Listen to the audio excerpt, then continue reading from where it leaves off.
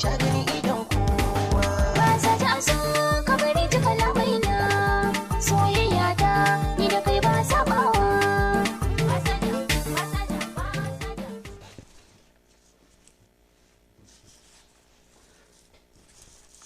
Mai sauraro barka da warhaka. Barkanmu da sake saduwa a cikin shirinmu na gwani na gwanaye. Kalmata san ki da duka a yau zan alkinta. Darajar ɗa namiji sai da mata, darajar ƴa mace ko gidan mijinta. Zancen ki hakan yake. kamar yadda mai sauraro ya sani, shirin gwani na gwanaye shiri ne wanda yake tattaunawa tare da mawaka masu gabatar da shirye-shirye, produsoshi kenan da daraktoci. Wani lokaci kuma yakan kawo mana mawaka na irin yabon manzan Allah sallallahu alaihi wasallam da kuma masu taka rawa wa'ana jaruman Kannywood. To mai sauraro ka kasance tare da mu don jin wani gurzo muke tare da shi a yau, wani tauraro ne yau. Su taya ni, tashi taso hannu na ki rike ni. To barkanmu da warhaka Fati. Da fatan mun fito lafiya. Kin san kamar yadda kika yi shimfiɗan shiri ne da yake tattaunawa da masu ruwa da tsakiya masana'antar shirya fina-finai. Kamar yadda kika ce producer wato masu shiryawa da directors masu ba da umarni, kai har da mutanen ɓoye wanda ba a ganin su sai dai a gansu masu ɗaukar hoto kenan ba. Yawwa. To kuma sannan da mawaka, duk wani mawaki da yake taka rawan gani a masana'antar shirya fina-finai, da waɗanda kin san akwai waɗanda suna cikin masana'anta, akwai waɗanda suna wajen masana'anta. Haka yake. To duka shi wannan fili yakan ɗauko ɗaya daga ciki ya tattauna da shi, mu ji irin baiwa da nasarori da ƙalubale da Allah ya ba shi wannan jarumi. Haka yake. To a yau muna tare da abokiyar aiki Fatima Abdullahi Salihu, sai ɗalibi mai sanin makamar aiki Usman Muhammad Sani, ni Adamu Usman mai riga da zan raka su a cikin shirin, sai kuma bakon namu da muke tare da shi wanda yanzu za mu ba shi dama. Kin san shiri ne da yake ba mai sauraro dama ya ɓarje gwamin shi, ya faɗi ina ya fara, ina na taso, ina zani, ina na tsaya, me nake ciki, haka yake. me da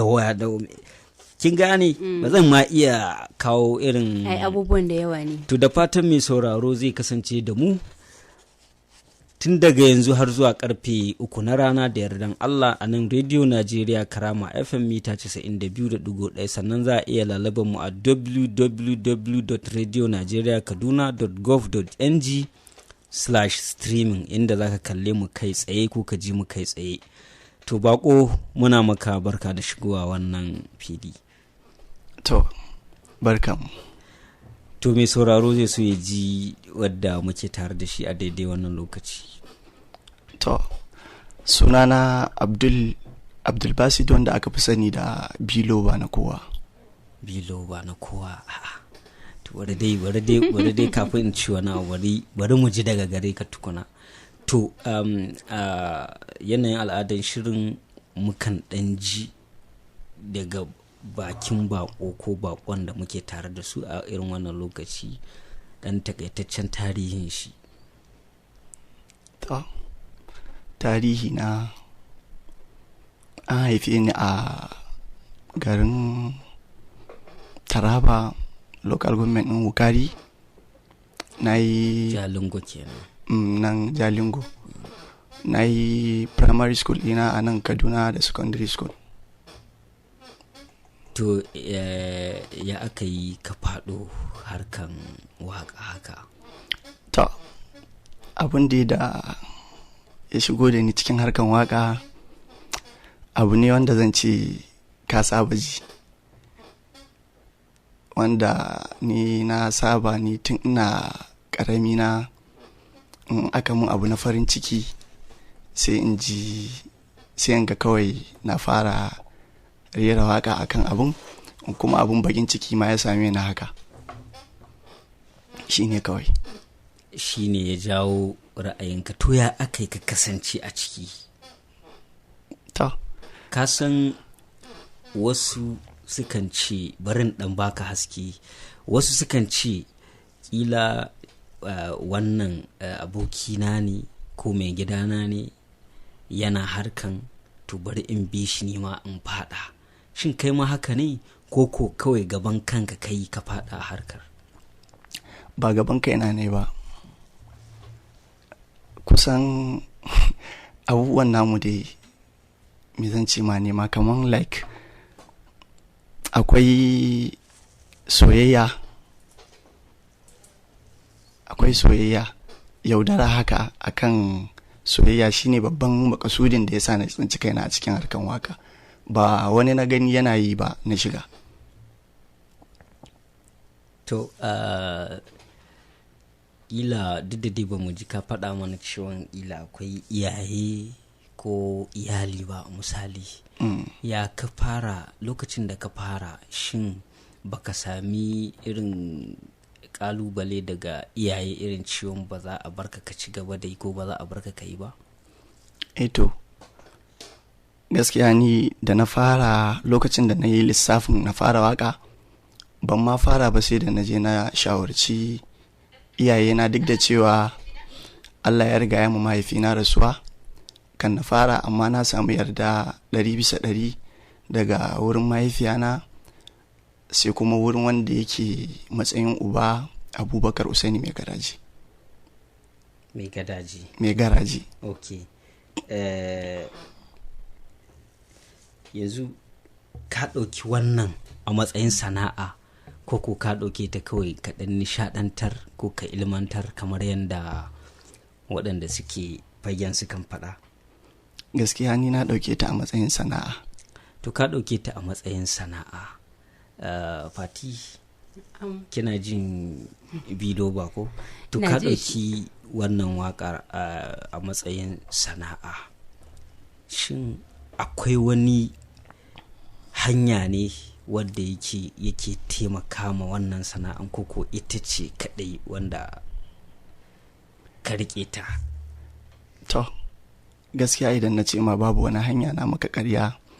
Zan yi amfani da wannan damar na gode ma yayana, shi ma Muhammad Usaini mai garaji, wanda shi ne ya koya min sana'a na harkan POP screening da fenti. Nan ne nake samun kuɗin shiga, inda nake zuwa na je studio da sauransu, a mun kiɗa da mixing da sauransu.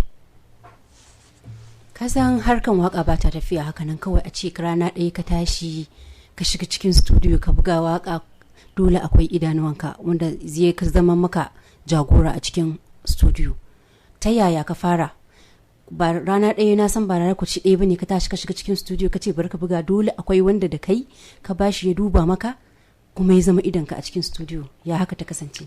Haka ne, akwai mutum 2 zuwa 3. Akwai Yahaya wife Lati, shi ma zan yi amfani da wannan damar in gode masa. Akwai kuma Ismail S Fikira, shi ma abokina ne wanda shi ma yana kan kadamin har yanzu, shi ma zan yi amfani da damar nan na gode masa. Sai kuma wanda yake kamar senior na Yasir Ayi Umar. Dukansu mawaka ne kenan? Dukansu mawaka ne. Kuma za mu iya kiransu da iyayen gidanka? Za a iya kiransu da iyayen gidana, amma akwai ainihin oga gaba daya. Oga da ogan shi kenan. To da kasance kanka a cikin studio, ya rana ta farko ta kasance? To rana ta farko gaskiya abin ya zan miki bayani. Mutum yakan tsinci kamar like faduwan gaban ka zai dinga faɗi, zai dinga bugawa sosai. To amma ina so ka fahimtar da mu yadda ka samu jarumtan yin wannan wakar a wannan lokaci, ganin cewa kana da wannan burin yi. To ta yadda na samu jarumtan shine kamar yadda na faɗa ma mai riga, yaudara a soyayya. Shine kawai in na tuna abin sai in ji ƙwarin gwiwa. Za mu iya cewa wakar ka ta farko ta fara daga haka kenan? Gaskiya. To amma me yasa ka ce yaudara a soyayya? An yaudare ka ne? Kusan hakan zan ce. To kaɗan ba mu labarin yadda abin ya kasance mana. To barin takaita. To da farko dai ni wani irin mutum ne wanda yake da kawa zuci. ban iya san abu ba, nakan sa abu a raina ne gaba ɗaya in zan so. To sai yarinyar in ban manta ba ita ta zo ta yi min tayin soyayya kuma na karɓa, amma daga bisani saboda yanayin rayuwa yau da gobe wasu daga cikin mata ko kuma ce sukan duba suna yawan duba mutumin, suna neman mutumin da shi ya riga ya yi nasara ne ba wanda yake neman nasara ba, wanda shi ne babban dalilin da ya sa na tsinci kaina kawai a harkan waka tsindin, kuma hakan shi ya ƙara min ƙwarin gwiwa sosai da na ranar da ya kasance ranana na farko a studio. To daga ji wannan waka ta tsaya maka a rai kuma wannan abu ya faru da kai ne a cikin zuciyarka, to za mu so ka ɗan raira mana wannan wakar mu ji ta. To tunani na kullum a ina zan ganki, yanayi shi ya saka suna ki a rai, Allah shi ya ɗarsa soyayyar ki a rai, tunanin ki kullum ba dare ba rana. Masha Allah, to mai sauraro muna tare da D-Lover, da kaji wannan wakan kasan shi ne yake rero mana shi daga cikin zuciyar shi. To D-Lover, wannan sako ina mai tabbatarwa cewa ya isa ga gari ta, ko ta san cewa kayi wannan waka? Ta sani. To masha Allah. To amma ya kamata karmi man tuya mu manta da albasa. Shi wannan biloba din ya aka samu wannan biloba din. Wasu suka ji duk da dai ga wata waka da ka abin nan kila za ta dan zama fitila ga masu sauraro su gane ina aka dosa a wannan biloba din, amma dai bari mu ji daga bakinka. To inda aka samu sunan shi ne suna ne wanda ya fara tun daga kuruciya, wanda aka fara kirana da shi tun ban san kaina ba ma, sakamakon kowa dai da irin yarintan shi, ni nawa dai bangaren kenan. Kamar ana zauna haka mace ta zo wucewa, ni nake iya tashi ba ta mun kwarjini na je na asanan banta. A nan sunan ya taso kenan. Shi wannan ma'anan bi'in baba kenan. Ke baban soyayya. Yawwa. Sharukan kenan. Sharukan ɗan Hausawa ba? To B-Lover, ga yadda hiranmu ta kasance da kai. To bayan wannan wakan da kai ta farko wannan akan mace, ganin mun fahimci cewa kana wakar soyayya, kana yin wasu waƙoƙi wanda ba su shafi soyayya ba? Gaskiya. Kamar wanne da wanne kenan? Kamar fannin wakan yabo da jinjina siyasa haka. Na kan yi. Fannin yabon manzon Allah sallallahu alaihi wasallam kana tabawa? Kin san shi fannin yabo na manzon Allah sallallahu alaihi wasallam abu ne wanda yake bukatan nazari sosai. Har yanzu dai ban abin nan ba tukun. To ganin cewa ka samu tabbaci ga iyayenka akan abubuwan da ka sa a gaba, a rayuwa mutum baya rasa kalubale, ko ya yake, wani kalubale ka fuskanta a cikin harkan waƙoƙinka wanda ba za ka taɓa mantawa da shi ba? Gaskiya akwai wanda ba zan taɓa mantawa da shi ba. Shine na yi attempting yin aure, wanda asilan wakan ita yarinyar ta bar ni. Yarinyar ta barka da kanta ko kuma danginta suka sa ta barka? Ka san ana samun kalubale ta fanni biyu ne. To kin san dai shi abin da ka ji da shi za ka yi amfani. Haka yake. To kawai dai daga bangaren ta zance, ba zan yi blaming kowa ba. Haka ne. To bangaren idan ka samu kalubale mara daɗi, akwai kuma wani bangare da ba za ka taɓa manta da shi ba, shi ma na farin ciki. Za ka ji kaza ya faru da ni, wannan ba zan taɓa manta da shi ba ta sanadin waka. Za mu so mu ji wannan wani fanni ne shi kuma me ya faru? To a dai wannan stage da nake, abu ne mai wuya a ce mawaƙi kamar ni, wani babban artist kamar Umar M. Sharif zai samu ya bas a waka. So shi ne kawai ni abin da ba zan iya mantawa ba da na je na same shi da maganan kuma ya saurare ni kuma yadda zai yi. Masha Allah, wakan ta fita ne ko bata fita ba? Ba a riga an fitar ba tukun. Tana cikin albishir inda za a ba mu kenan. Ka kai shekara nawa kana da ka fara harkan waka? Yanzu ina cikin na 6. Aƙalla ka yi waƙoƙi guda nawa daga wancan lokacin zuwa yanzu? Gaskiya ba na ce ba, suna da yawa sosai. Wata waƙa ne tafi burge ka a cikin waƙoƙin da ka rera da kanka? Bakan damiya ba? Alkhairin na gaba. Alherin na gaba. Me yasa aka samu mata alherin na gaba ba alherin ya yanzu ba? To abin da yasa na samu mata alkhairin na gaba shine lokacin da na yi waƙan, ban manta ba, lokacin da aka yi lockdown a Kaduna, matasa suna ta fita kan shugaba, abubuwa sun abun nan da sauransu. So waƙan dai gaba ɗaya dai na yi ta ne akan duk abin da mutum ya sa a gaba, idan ya yi haƙuri zai cimma nasara a gaba. Masha Allah, za mu so mu ɗan ji wani ɓangare daga cikin waƙan. To, ai da mun fito za a faɗi, da mun fito mu ne, alkhairin na gaba, alkhairin na gaba. Inda 'yan ƙasa za a faɗi ko 'yan ƙasa mu ne. Kin gane ai? Masha Allah. Allah ya haɗa mu da alkhairi. To kuna tare da Radio Najeriya Karama FM mita 92.1 a cikin shirin gwani na gwanaye wanda yake zuwa muku a kowane mako a irin wannan lokaci. To ina ganin kafin mu je din muna tare da Abdul Biloba. Kafin mu ci gaba da shirin bari mu bi Haruna Shafi'u ya sa mana ɗaya daga cikin waƙoƙinsa domin mai sauraro ya gane wanda muke tare da shi a daidai wannan lokaci. Haruna Shafi'u.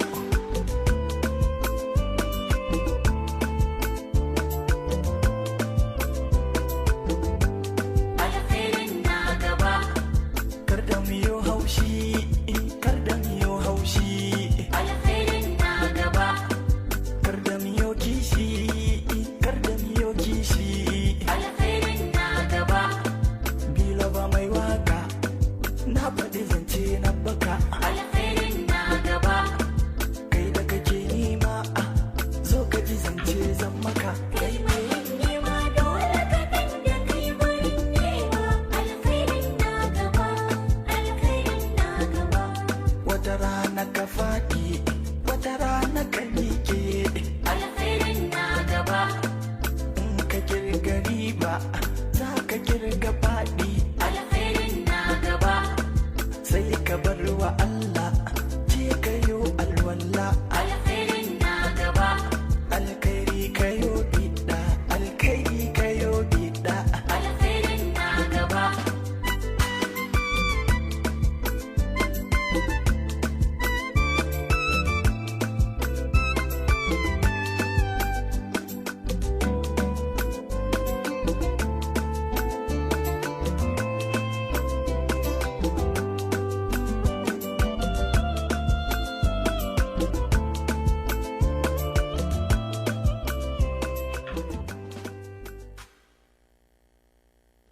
Tuma da labarkanmu da dawowa daga inda muka je muka shakata da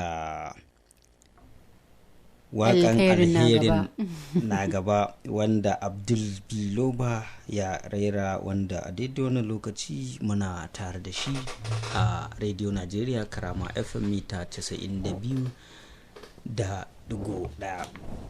To Fati, kin ji waƙan alherin na gaba. Hakika kam wannan kuma waka gaskiya ya faɗakar kam da inda aka ce alkhairi na gaba sai dai kai fatan samun sa kuma ka kasance tare da shi.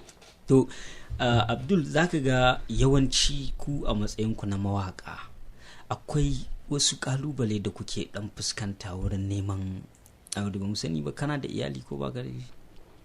in baka manta ba a maganan mana ɗazu na faɗa ma na yi attempting. Ok, ka yi attempting amma Allah bai yi ba. Shin yanzu mai sauraro na sai yana nan kila yana jiran mu ba da layi ya bugo ya ce to da kai attempting bai yi ba, ka san wasu idan ka je attempting menene da Hausa, yunkuri ko wasu za su yi tunanin cewa to ka yi yunkurin neman auren amma bai yiwu ba.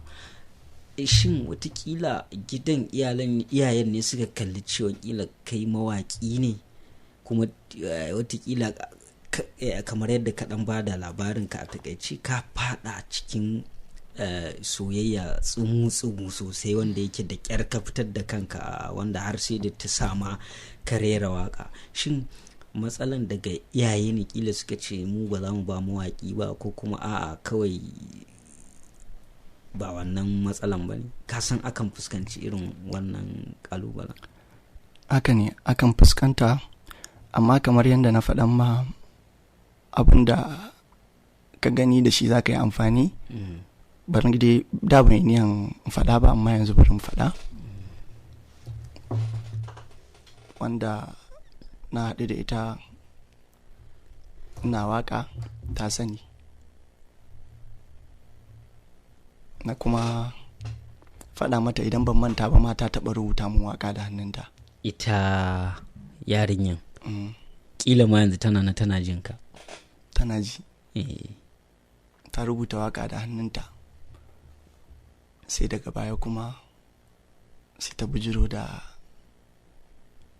in ba zan bar waka ba in barta. Ni kuma gaskiya waka ba karamin abu bane a wurina, kawai sai na zaɓi waka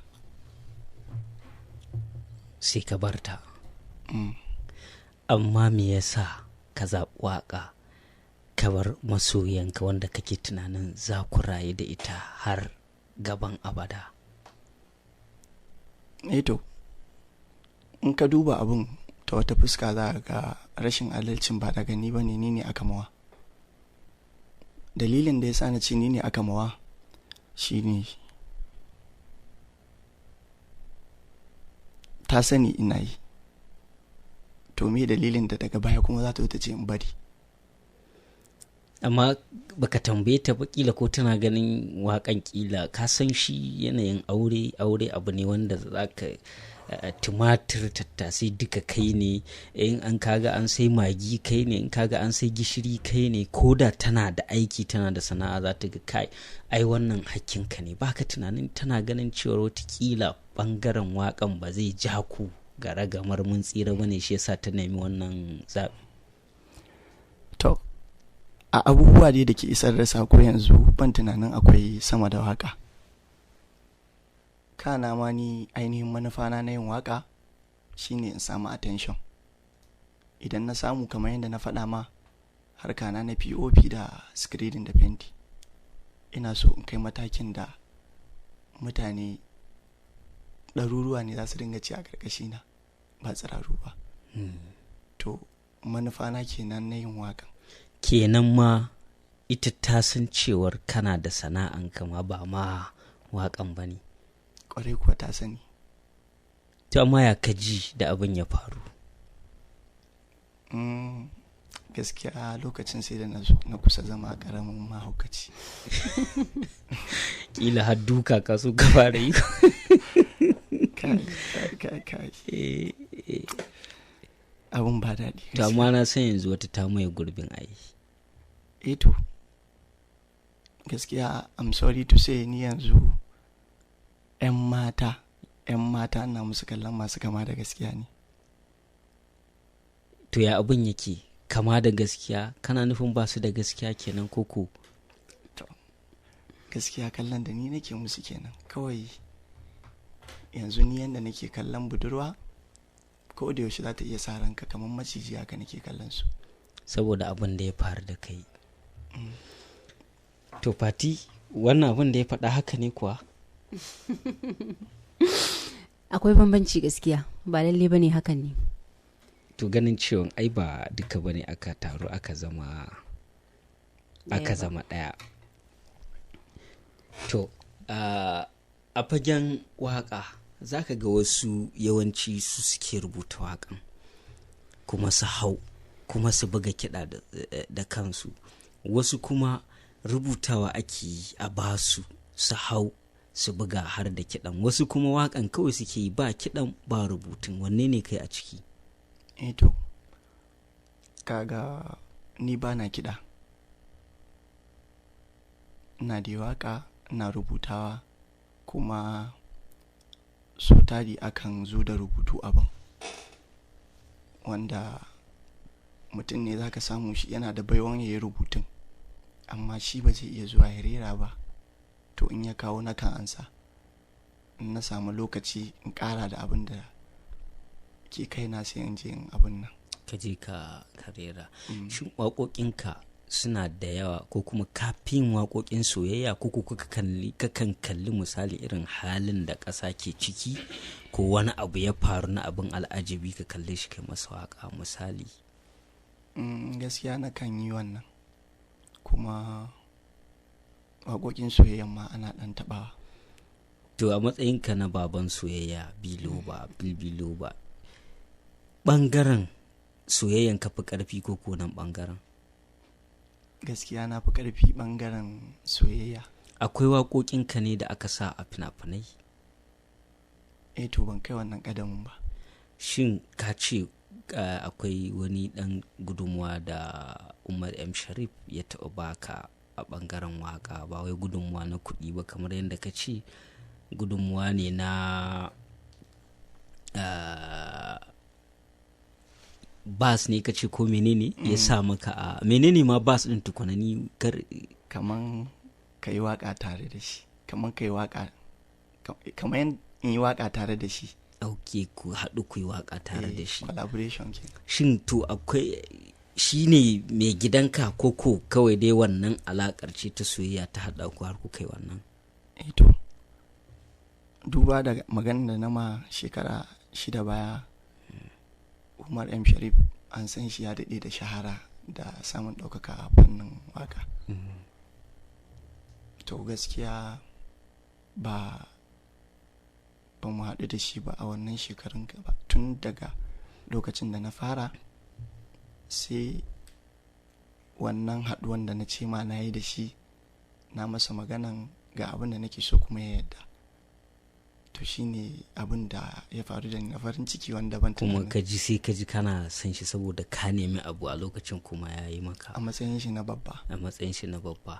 To da aka sa wannan waƙan na Alkhairi na gaba, Fati ta ce a bayan fage da muka je shakatawa ta ce muryarka yana kama da na Abubakar Sani. Shin ka taɓa fahimtar hakan? To gaskiya ban taɓa fahimta ba.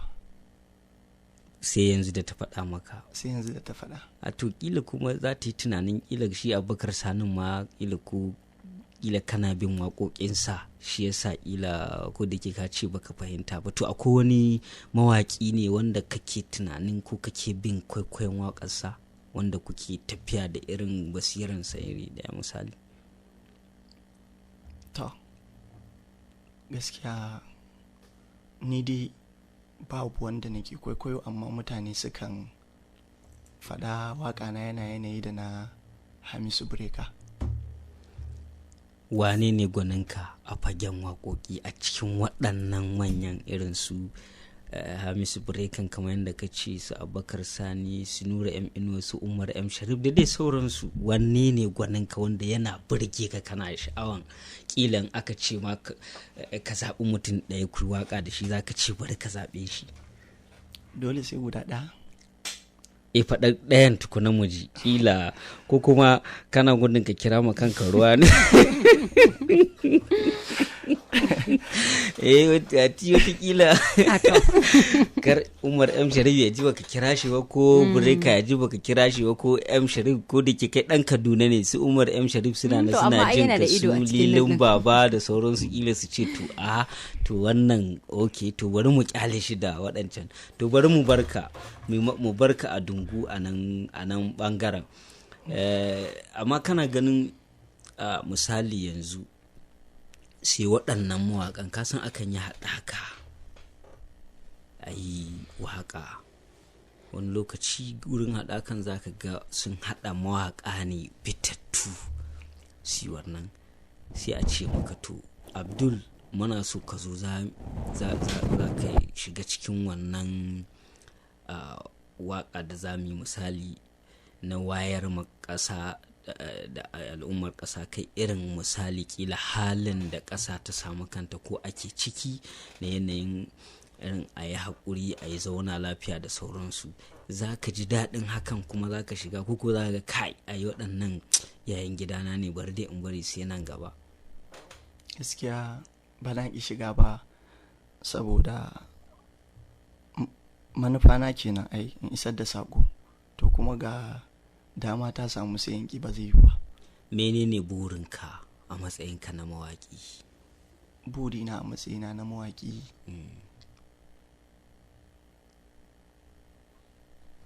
in kai matsayi wanda idan na yi waƙa za ta yi yawo ba ma iya Najeriya ba.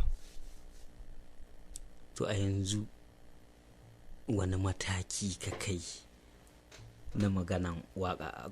Matakai ne kusan guda 3.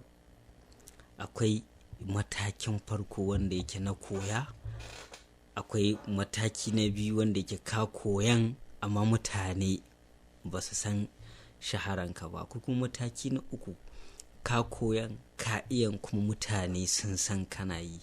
Wani mataki kake yanzu? Ina na 2. Ka koya kana yi ba a san ba, ba a san ka ba. To ya za a yi mutane su san ka? To yanda za a yi mutane su sanni shine kaman yanda kuke gayyatan upcoming artists su zo ku zauna da su haka, mawaƙa masu tasowa kenan. yawwa ku zauna da su haka ku yi hira da su, sai kuma shi karan kanshi mawaƙin wurin promoting, kaman yanzu wannan kafan sada zumunta menene sunan shi, TikTok, YouTube da sauran platform, shi kuma sauran aikin ya rage gare shi. To akwai wani hanyar sada zumunta ne da kake watsa fina-finanka, waƙoƙinka? Ka san wasu yanzu suna jin mu amma za su yi tunanin to in muna son waƙanka ta ina za mu samu waƙoƙinka? Inda za a samu waƙan shine YouTube, akwai bidiyo akwai audio duka a can. Ok, har ka yi bidiyo? Na yi bidiyo guda ɗaya na ita wannan waƙan da aka gama saurara. Me sunan YouTube channel ɗin naka? Bilo ba na kowa. Bilo ba na kowa. Bilo ba na kowa. Yanzu muna dangwalawa muka shiga za mu ganka, za kuma mu ji ka kana baje kolinka a shafin. To wasu za su yi tunanin su ce to mu yanzu gashi Bilo ba mun ji shi kuma muryan shi te mana kuma fasahan shi te mana, to muna so ta yaya za su yi mu buga maka waya, ko kuma ta yaya za mu yi mu same ka domin mu ma kila muna da waka da za ka yi mana? Akwai wani hanya banda YouTube channel naka, ko kuma wani abin na kila ko lambar waya da za ka iya ba masu sauraro ta kila daga baya wani zai iya neman ka? To wace namba ne yake da ita? Akwai namban waya 09022 46 91 11. Tana nan akan bayo ina na TikTok. To amma na ka faɗe ta da sauri, ka san wasu sukan ɗan ƙila kafin ya ɗauko biro ko ya ɗauki wayan ƙila ma ka riga ka faɗi namban, ka ɗan maimaita masa shi a hankali. 090 22 46 91 11. To da Allah dai duk wanda zai bugo lambar ya kasance bayan wannan shiri ne zai buga masa, sai su yi magana yatakila ka ce to ina da wakan kaza to Biloba dai muke tare da shi a daidai wannan lokaci. Fati Biloba, idan zan mai da kai baya kaɗan za mu so mu ji a waƙoƙin nan naka da kai kamar shekara 6 ba abin wasa ba ne. Waƙoƙin nan naka suna da album ne, ka tattara su a kundi ɗaya ko kuma yaya? Album ba ƙaramin abu ba ne. A cikin wannan shekara 6 so ɗaya Allah ya bani dama ne album. Waƙoƙi nawa ne a cikinsu? A cikin album EP zan ce ko waƙoƙi kaman guda 6 ne. Kenan tun wani lokaci kai wannan album ɗin? Ina tunanin 25 ne. Shekara ta 2025 kenan? Masha Allah. Kuma mai sauraro, idan kana tare da mu, muna tare da Biloba ne, kuma a kowane lokaci za mu iya buɗe layin waya domin ku bugo ku faɗi albarkacin bakin ku idan kuna da tambayoyin da za ku yi ma Biloba, to yana tare da ku. To yana ganin kafin mu je mu ga masu sauraron namu ya kamata mu bi Haruna Shafi'u, amma na ga Usman na ta zara idanu, watakila akwai abin da zai tambayi Biloba. To sai mun dawo. To Haruna Shafi'u, bari mu je gare ka sa mana waka ta gaba, idan muka dawo kuma mu ba masu sauraro dama su masu shigo domin su tofa albarkacin bakinsu.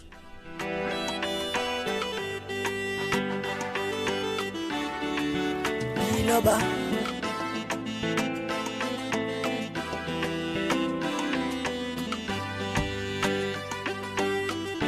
karki gani Jamila, inda kai na ne alkawarin ki na sashi a raina, ban kaunar mu rabi. Jamila, ni kaunar ki nake, na faɗi kin madubin wasu rata ko kyaukin zarce.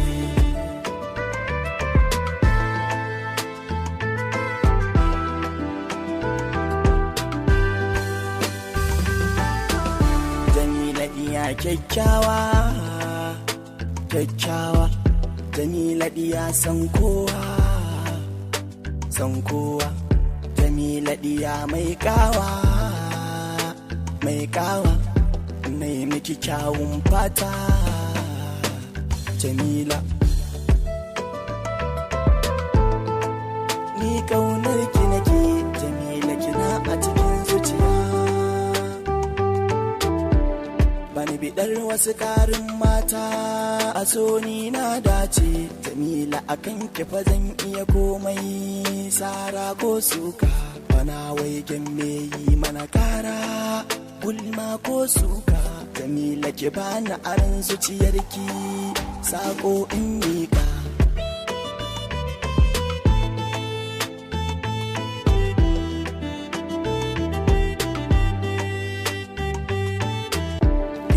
Gida a dare ko rana, ina faman saka. Ku duba akan so na hauka, so yayi mini sarka. Wasu suka ce in daina kula ki, har sun mini doka. Jamila kaunar ki ba zan gajiya ba, ko an sa mini sakata.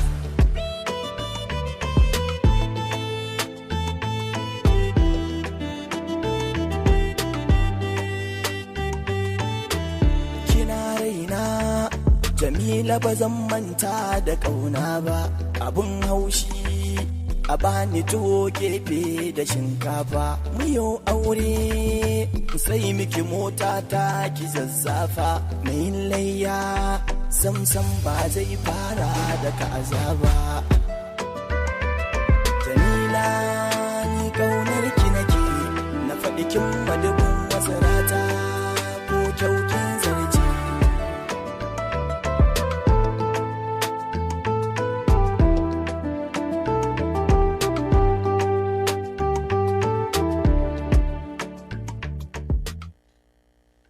Kai, Hati, wannan wakan fa akwai kashe jiki. Wai ya ce wai ta bashi, ta miƙo masa zuciyarta, ai ta buɗe zuciyarta ya miƙa mata saƙo. To wani saƙo ne? Wai wace ce ma wannan Jamilun tukuna? Jamila wata baiwar Allah ce wata ta mun wani halaccin da ban tunanin zan manta shi ta sauki.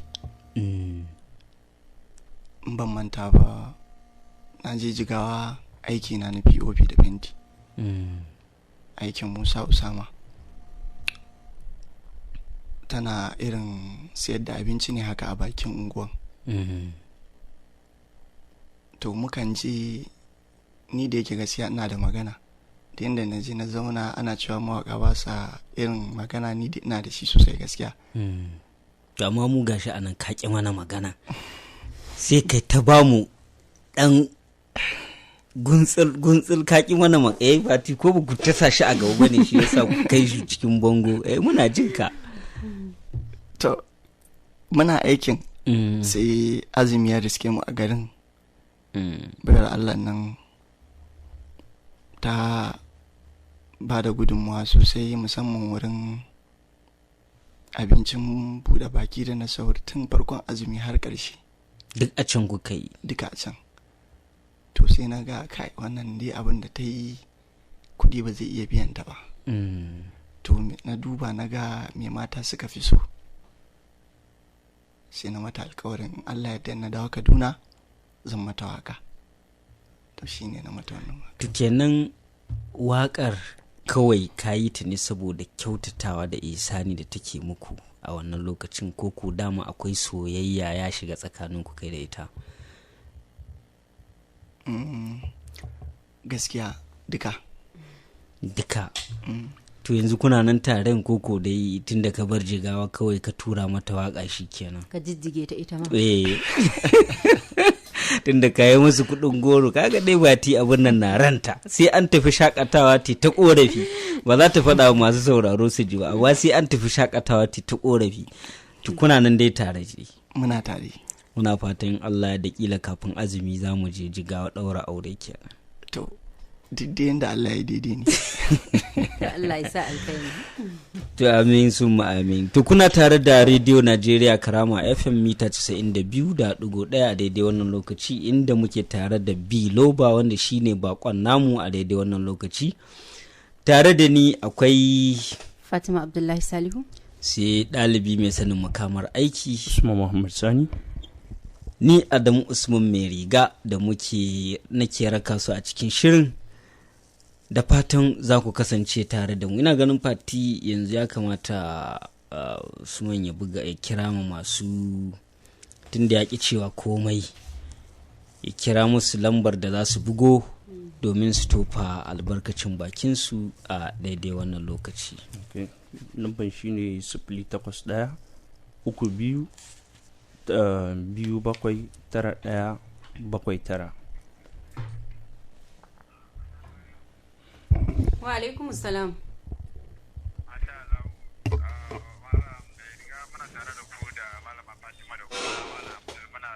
Muna muku fatan alkhairi. Barka da warhaka. Ta masha Allah, kuna tare da Kabiru Haruna Hussein daga Daga.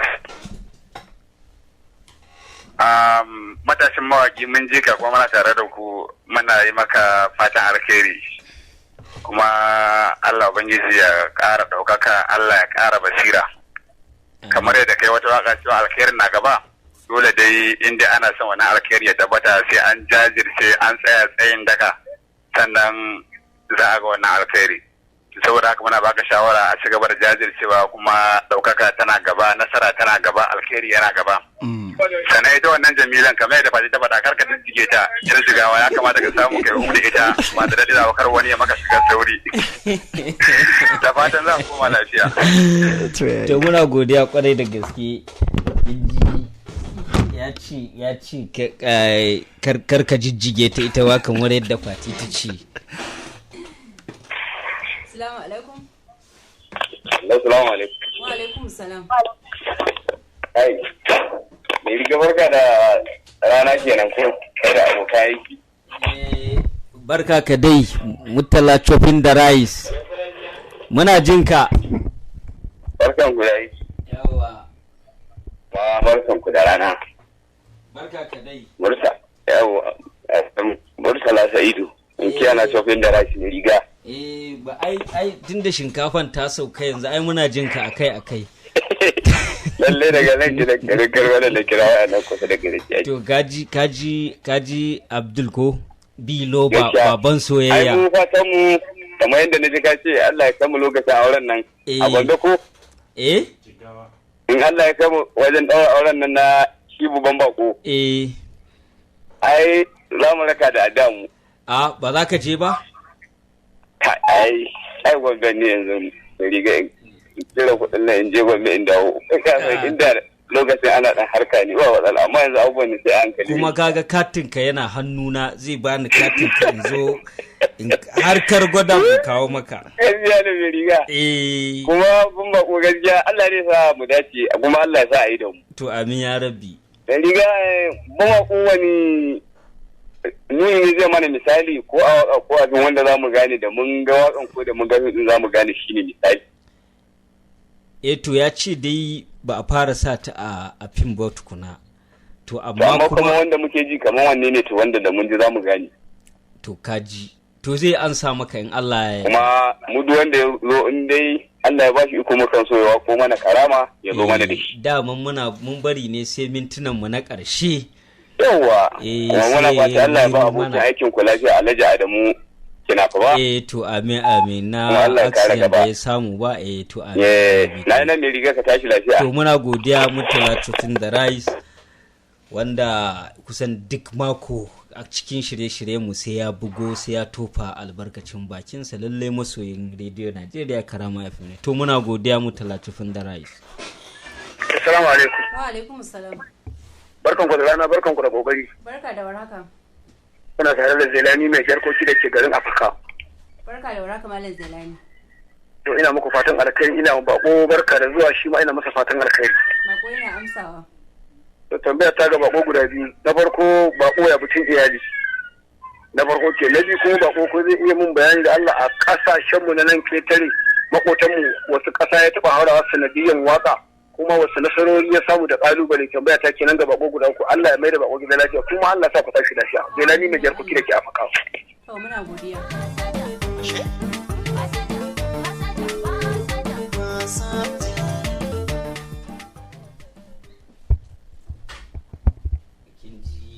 To mai sauraro yana daga mana hannu ba? Yana daga mana hannu sai dai kafin mu karkare akwai sako da Murtala Chopping da Rice yayi ba? Akwai tambayoyin da ya mai sannan kuma Zelani mai jarkoki daga Afaka shi ma yayi tambayoyi gaman guda biyu da ya mai. Shi wannan Murtala Chopping da Rice ya ce yana so a yi nuni ga cewa in aka saurari wannan waka naka an san naka ne. Ta wani wannan zaka yi wani bayani zaka yi? Bayanin da zan yi shine so tari farkon waƙoƙi na ya shiga shafin nawa na kan ambaci sunana shine taƙina. To shine za a fahimta kenan da cewa wannan waka ta kace ta Abdul. To sai kuma Zelani yake cewa waya maganar iyali wanda wannan na riga mun san mai sauraro idan ya tuna cewa mun riga mun ansa wannan sai dai ka ƙara mai bayani akai. Babu ana da sare. Sai kuma ya ce akwai a cikin kasashe da suke makotaka da mu ko kuma a cikin kasashe na duniya wanne ka taba zuwa? Babu ɗaya. Amma kuma wanne kake da burin zuwa? Saudiya. Don har ila yau da Chopping da Rice ya ce kan da za ka kawo mana. To na yi insha Allah. To amma ba za ka dan yanzu ba ka dan rera mana ita ko dan kaɗan ba. Dan sakanni. Zan dai kawo. To mu jira ka kenan zuwa na gaba. To Allah shi kai mu mai sauraro ina ganin a nan za mu tarkata namu ga dukkanin na sashin labaru da al'amuran yau da kullum ya tsaye mana tsaye kar mu shige musu lokacinsu na takaitattun labaru. To idan Allah kai mu mako mai zuwa za ku ji mu da wani bakon ko bakwa a daidai wannan lokaci. Muna godiya kwarai da jimirin sauraron mu da kuka yi, da waɗanda suka bugo waya, da waɗanda suka so su same mu ma ba su samu mu, duka muna godiya kwarai da gaske. To wanda muka gabatar da shirin tare, Fatima Abdullahi Salihu, sai ɗalibi mai sanin makamar aiki Usman Muhammad Sani, sai bakon namu Bilo ba na kowa. to Bilo ba na kuwa, sai ni Adamu Usman mai riga da na raka su a cikin shirin. Muke cewa mu haɗu a mako mai zuwa. Sai Haruna Shafi'u, kai kuma mun so mu manta da kai amma ba mu manta da kai ba, Sharukan. To a huta lafiya.